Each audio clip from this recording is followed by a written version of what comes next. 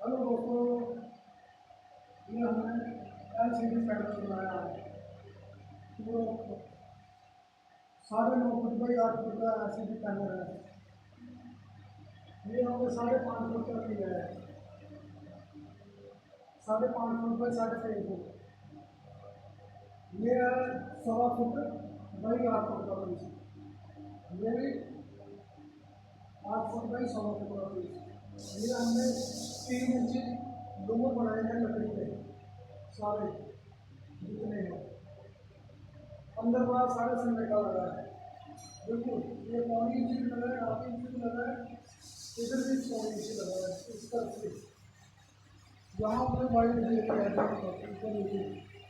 Marble shape लग रही है। ये बिजली का तार लगा दिया, ये टीवी के लिए हमने निकाल दिया है। ठीक है, अब आपको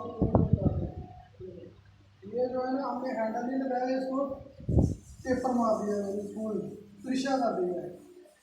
हैंडल लगाने की जरूरत नहीं, ऐसे करोगे तो ऐसे हो जाएगा।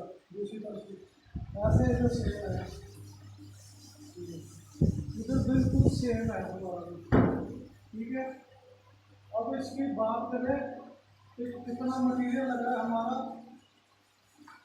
वो आपको पूरा नेक्स्ट बोर्ड में निकालेंगे। आपको पूरा जितना मटेरियल लगा है, जो कुछ भी है, आपको नेक्स्ट हर चीज़ बता देंगे। कितना चीज़ काटा, फेविकोल, प्लाई, सनमैका, जो चीज़ भी लगी है सब कुछ बता देंगे आपको।